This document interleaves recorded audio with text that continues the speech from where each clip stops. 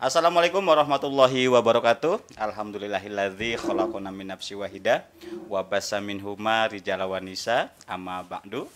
Di segmen ngaji kitab Nabi Rohmah bersama Ibu Nyai, kali ini tema kita adalah rahmat sebagai kaidah kemanusiaan yang akan disampaikan oleh Ibu Nyai Fadilah Munawwaroh sebagai pengasuh Majelis Taklim Al-Kaisi Buntet Pesantren Cirebon. Alhamdulillah sudah hadir Ibu Nyai Fadilah. Assalamualaikum Bu Nyai. Waalaikumsalam warahmatullahi wabarakatuh. Gimana kabarnya, sehat? Alhamdulillah. Oke. Alhamdulillah. Terima kasih sudah sudah mau ngaji di Mubadalah, di studio Mubadalah ini. Nah, saya akan persilakan kepada Ibu Nyai untuk mengampu tema di kitab Nabi Rohmah, yaitu tema yang ketiga, rahmat sebagai kaidah kemanusiaan. Kepada Ibu Nyai, silakan Ibu Nyai. Ya. Bismillahirrahmanirrahim. Alhamdulillahirabbil alamin wa bihi nasta'inu ala umuri dunya waddin. Wassalatu wassalamu ala asyrofil anbiya'il mursalin wa ala alihi washabihi ajma'in, amma ba'd. Ya. Alhamdulillah, semoga kita semua selalu dalam lindungan Allah. Amin. Untuk rahmat. Ya. Rahmat adalah kita saling berkasih sayang. Jadi antara satu sama lain berrelasi baik. Ya. Jadi bukan hanya untuk kita memerintah yang kecil, yang besar memerintah yang gede, enggak. Tapi rahmat adalah kita saling berrelasi dengan yang baik. Karena dengan prinsip dari hadis Rasulullah bahwasanya man naffasa an mu'min kurbatan min kurabid dunya naffasallahu anhu kurbatan min kurabi yaumil qiyamah.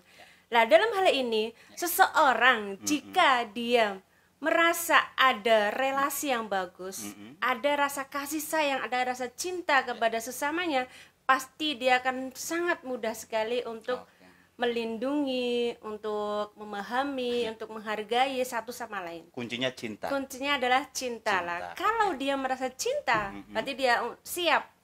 Dia siap, dia sanggup, dan dia setia. Ya. Siap, sanggup, setia untuk selalu bersama-sama berrelasi satu sama lain dengan baik. Jadi ada saling tolong menolong. Makanya ini, jadi kita harus berprinsip bahwasanya satu sama lain itu harus selalu bersinambung atau berrelasi dengan baik. Ketika ada seseorang, ya, man nafasa an mu'min kurbatan, jika ada salah satu orang kok dia melonggarkan atau melapangkan urusan saudaranya, maka Allah pun akan melapangkan urusannya. Kalau dia berprinsip seperti itu, insya Allah akan terbentuk relasi yang baik.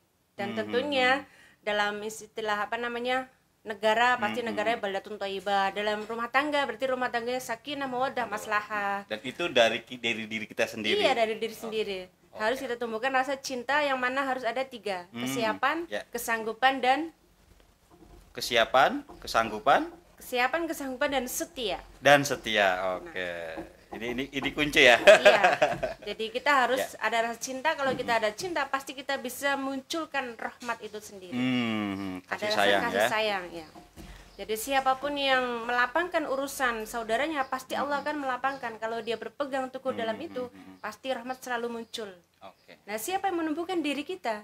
Jadi kita harus memperdayakan anggota tubuh kita yang mulia ini untuk selalu merahmatkan atau untuk selalu berkasih sayang kepada relasi-relasi kita. Awas loh ya, relasi bukan hanya kepada suami istri, betul. Tapi relasi juga dengan siapapun kita bergaul. Entah itu dengan atasan, bawahan, ataupun ya, begitupun relasi dengan alam ya. Betul sekali. Dengan tumbuhan.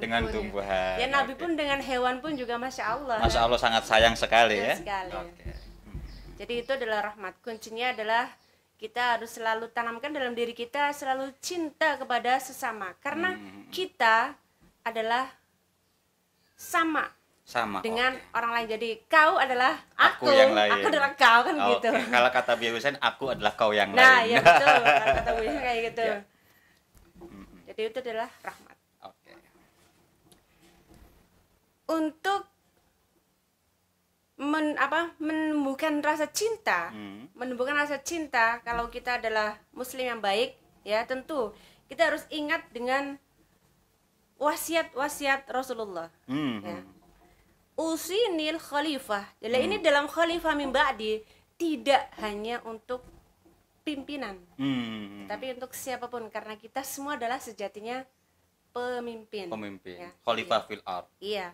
Jadi bitaqwallah, nomor satu adalah takwa. Jadi siapapun yang bertakwa kepada Allah pasti dia akan merasa atau akan melindungi semua yang ada di sekitarnya adalah tanggung jawab dirinya pun juga, tanggung jawab bersama. Artinya takwa itu tanggung jawab. Iya, jadi harus bertanggung jawab bahwa dia diciptakan di dunia ini, dia harus bertanggung jawab untuk membuat suasana itu aman. Jadi semuanya itu aman. Tumbuhan aman, hewan aman, apalagi manusia sesama, apalagi relasi-relasi harus selalu aman. Karena dalam hadis pun juga telah disebutkan usil khalifah min ba'di bitaqwallah, usi bi jama'atil muslimin. Dan untuk selalu mempersatukan atau memperkokoh satu sama lain. Karena al-muslim dengan muslim yang lain seperti halnya bangunan. Bahu membahu. Nggak ada kan bahu satu. Jadi saling bahu membahu. Jadi jika ada muslim satunya terpuruk, satunya harus bikin dia bangkit. Jangan malah dia sedang terpuruk lalu kita tambah down kan dia tambah diterpurukkan lagi, tambah dia, aduh, contoh lah orang yang jomblo, contoh gitu kan, dia nggak nikah lu kurang zikir kali ya, nggak pernah, makanya nggak dapat orang cantik gitu kok nggak dapat, gimana sih? Nah, kan banyak lah dijulidin gitu ya. Nah, jadi kalau ada tetangga ataupun semuanya, kalau ada pun tetangga ataupun teman kita yang selalu mencibir atau apalah, udahlah biarin. Kuncinya satu, takwa. Jadi kita harus menyibukkan diri kita dengan selalu bertakwa. Jadi bertakwa bisa kita wujudkan dengan berdayakan diri. Jadi kalau ada orang-orang, contoh lah, yang ada yang dikatain, lo ganteng kayak gitu kok nggak laku-laku sih, contoh lah ya, atau lo cantik kayak gitu nggak laku-laku. Oke, kita terima dengan baik. Nah, kita satu kuncinya takwa kepada Allah. Karena semua itu adalah tergantung kepada Allah. Nah, cara bagaimana agar supaya kita kelipur? Berdayakan diri dengan cara mencari kesibukan hal ya. Tentu ya yang utama adalah pendidikan gitu kan. Jadi kita sekolah setinggi mungkin gitu kan. Terus berdayakan diri kita untuk hal-hal yang bermanfaat. Insya Allah itu akan lewat. Nah, begitupun orang yang sudah menikah belum punya keturunan juga kita harus dorong, bukan lagi hanya dikata-katain mandul gitu. Jadi jangan dulu kita menyalahkan, memang betul. Orang-orang yang berkata kayak gitu memang harus ya baiknya jangan pernah berkata kayak gitu kan. Cuman kan orang tidak tahu, mulut kadang ada orang yang mulut gue gitu kan. Iya, kadang-kadang. Jadi kenapa sih kamu tuh mandul ya? Kamu tuh kurang makan kecambah atau apa gitu kan. Padahal semua itu kan kembali kepada Allah. Betul. Ya kan? Jadi kita harus bertakwa. Jadi udahlah biarin dia. Toh memang mulut dia, tapi kita kuncinya satu, bertakwa. Semua kembali kepada Allah. Intinya satu, berdayakan diri kita untuk hal yang bermanfaat positif. Gitu. Siap. Luar biasa sekali ya. Jadi intinya kalau kita ingin baik untuk diri sendiri, maka kita harus berbuat baik dulu kepada orang lain. Laha ma kasabat wa 'alaiha maktasabat. Jika dia melakukan hal yang buruk pun nanti akan menimpa dirinya. Sebaliknya. Iya, jadi mengapa kita harus berbuat baik? Karena kebaikan akan kembali kepada diri kita. Artinya, kalau kita berbuat buruk, ya nanti keburukan kembali kepada diri kita.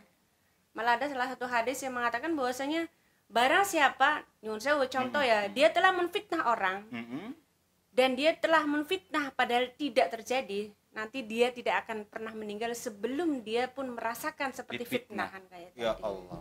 Jadi makanya itu, kalau kita berpegang kepada rahmat ya, rahmat kepada semuanya, rahmatul alamin. Alamin itu kan ada manusia, makhluk hidup, entah itu bergerak termasuk meja juga harus dirawat kan, dilap gitu kan, biar kinclong.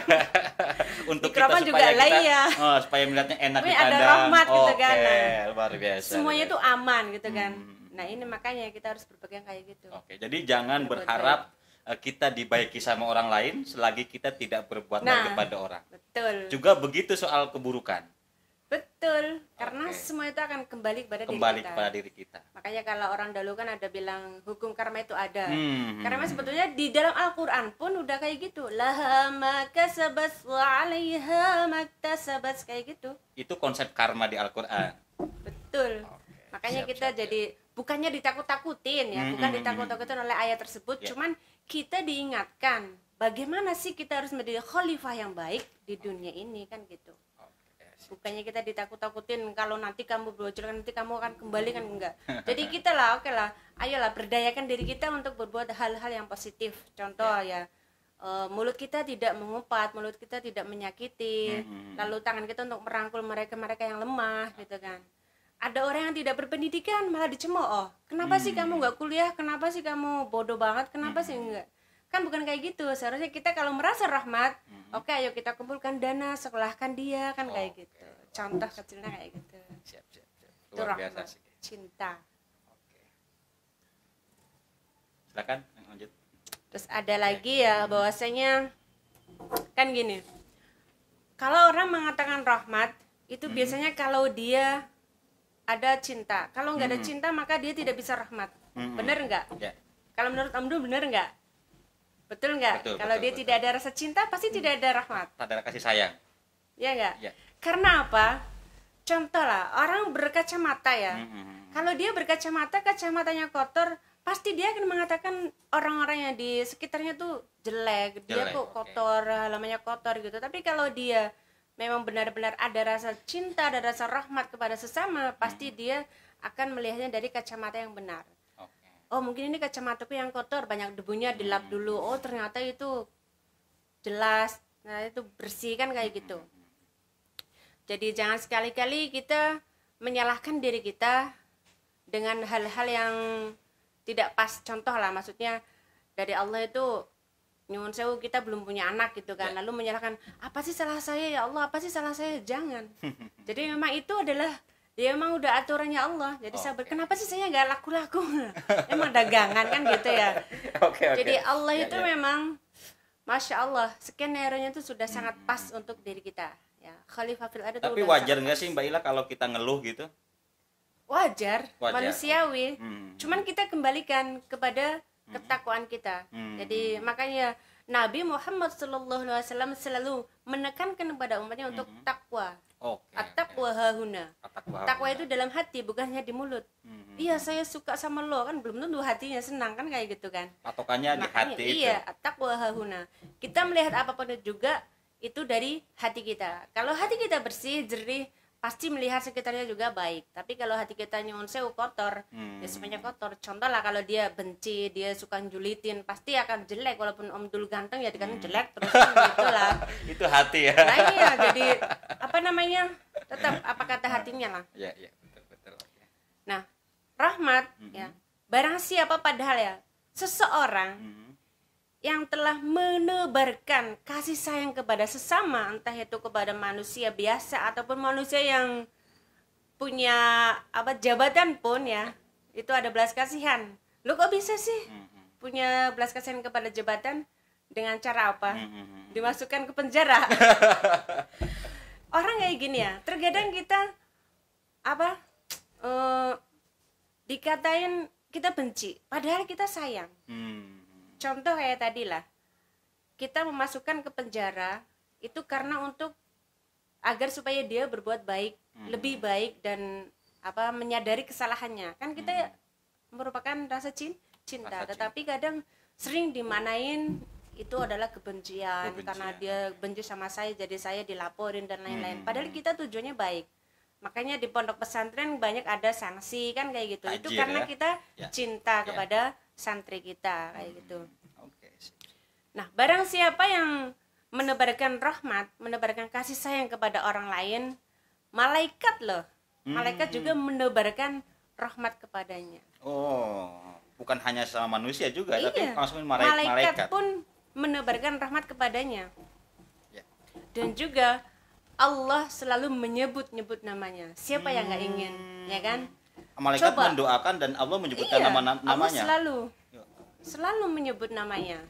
Jadi jika dia telah menebarkan rahmat dimanapun, menebarkan rahmat kepada siapapun, selalu menolong, selalu berdikari kepada semuanya ya, Allah itu selalu mengingat namanya. Oh si dia gitu, selalu disebut. Saya merinding nih Mbak Ila. Nah, kalau malaikat pun memintakan rahmat kepada Allah, apa nggak enak? Iya, luar biasa. Tapi ya itulah manusia. Karena apa ya? Karena tergoda dengan yang lain nafsu. Ya, dengan nafsu. Nafsu, makanya nafsu itu kan seperti kendali apa yang harus kita kendalikan ya, nafsu. Nafsuka matiyaku fafruk biha. Jadi kita harus kendalikan nafsu kita. Jadi kuncinya adalah takwa. Kalau kita bertakwa pasti lahirlah cinta. Kalau kita cinta pasti ada rahmat untuk sesama, kasih sayang untuk sesama. Karena seseorang yang harus berkasih sayang ini tidak harus dengan orang yang contoh lah kaya gitu kan, yang saya caper gitu kan. Jadi kita berkasih sayang pun harus juga dengan orang-orang yang kecil-kecil kayak wayarham shagirana. Jadi kita harus mengasihi orang yang lebih kecil dari kita, entah itu kecil umurnya gitu atau kecil lemah dan lain sebagainya lah. Jadi tidak harus, pokoknya jangan sampai caper. Dalam konteks materi orang yang nggak punya uang. Nah. Oke. Kita kasih uang gitu ya. Ya betul. Pokoknya kalau dia punya apa namanya nggak punya baju baru, jangan malah dicemooh. Kita belikan lah, kita belikan baju. Ya. Oke. Kita belikan baju baru gitu. Nah, dalam ini ya, Mu'ad, la takun fattanan. Nah ini yang sangat harus kita pegang.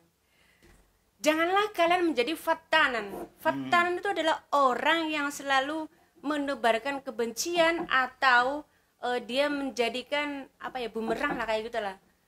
Atau dia dijadikan apa namanya? Orang yang kira-kira apa sih fattanan itu menjadi fitnah, ahli fitnah. Ya. Ahli apa menebarkan kebencian, hoax gitu ya. Jadi ini jalan kebencian. Nah, ini kebanyakan itu di mananya itu dengan catatan apa perbuatan dengan apa tingkah, padahal dengan goresan pun itu bisa. Pada jadi konteks kalau sekarang di media sosial dengan bermain tangan. Dengan bermain medsos gitu kan. Jadi kita juga harus menjaga lidah kita. Lah kan lidah kan turun ke tangan kita kan nulis gitu kan lah. Jangan kalau lidah mungkin itu ungkapan. Nah, kalau sekarang konteks yang menebar sekarang yang lagi ramai itu adalah media sosial. Nah, jadi kita harus hati-hati dengan tangan kita ya. Klik hoax gitu kan. Nah, itu sama saja. Jadi jangan sampai kita menjadi fattanan, jangan sampai kita menjadi orang yang menebar kebencian. Karena fa innahu ya yusalli wara. Nah, nih. Jadi gini, seseorang yang selalu menjadikan dia orang yang menebar kebencian dimanapun, dia mungkin puas. Dia mungkin merasa puas, tetapi Allah sangat membencinya. Di samping dibenci oleh Allah pun, nanti di akhir dia akan merasa apa namanya, getun tuh apa sih, kecewa, menyesal. Nanti di kemudian hari dia menyesali diri karena sendiri. Al-yawma nakhtimu ala afwahihim wa tukallimuna aydihim wa tashhadu arjuluhum bima kanu yaksibun. Itu jadi nanti dia apa yang dia tulis, yang dia cemooh ke orang lain, apa yang dia sebarkan hoax itu kan, yang dia menebarkan kebencian, ada di luar banyak sana sedang berusaha untuk menebar kemaslahatan, menebar rahmatil alamin, lalu dia apa sodorin hoax gitu kan, lalu tumbuhlah kebencian, terjadi peperangan besar antara entah itu keluarga atau entah relasi atau apa itu kan, dia termasuk dosa. Nah, ini yang kadang tidak disadari oleh mereka-mereka. Padahal itu ayat itu sering dibaca setiap kali ya. Setiap hari. Malah kalau di jamiahan kan setiap malam Jumat gitu kan dibaca. Nah, itu cuman apa, padahal sudah diingatkan. Nanti pun dia akan bilang sendiri, ini dulu saya nulis, ini dulu saya mengumpat, ini dulu saya menjadikan kamu jadi bunuh diri. Kan banyak nyuwun sewu contoh. Jadi banyak orang yang sedang berusaha bangkit, lalu ada dia baca atau komentar seseorang yang malah menyudutkan dia, lalu dia bunuh diri juga ada gitu loh. Jadi jangan sampai kita menjadi orang fattanan, jangan sampai kita menjadi orang yang merupakan penyebar kebencian. Kuncinya takwa itu tadi. Jadi kalau orang bertakwa, saya ja'alullahu makhraja, bakal dipermudahkan segala hal yang dia jalani pasti akan dipermudah. Oke. Sekarang banyak loh Mas Dul, orang-orang yang bunuh diri atau orang-orang yang bercerai itu karena dia baca komentar seseorang temannya, betul, yang menurutnya benar, tapi malah merusak rumah tangganya atau lain sebagainya. Jadi kita kalau mau berkata atau mau berpikir, mau menulis apapun itu kita harus berpikir. Makanya at-tafakkur khairun min alfi karamah. Berpikir dulu ya sebelum kita berbuat. Betul. Ya. Apapun yang kita jalankan harus kita pikirkan dulu bagaimana madaratnya nanti, gitu kan. Ya. Masih asik. Dan ini adalah pesan Nabi di tema yang ke-7 kitab Nabi Rohmah. Ini rahmat sebagai kaidah kemanusiaan. Dan ini tentu banyak sekali tadi yang Mbak Ila menjelaskan. Saya ada 3 poin: takwa, cinta, dan kasih sayang. Ini adalah kunci kita untuk mendapatkan kebaikan, maka kita harus berbuat baik dulu kepada orang lain. Juga sebaliknya, kalau kita melakukan keburukan, maka suatu saat akan menimpa pada diri kita. Itu saja dari saya. Terima kasih Mbak Ila sudah membagi pengalaman, pengetahuan di Mubadalah ini. Semoga selalu sehat. Amin. Terima kasih. Wallahul muwaffiq ila at-thariq. Assalamualaikum warahmatullahi wabarakatuh.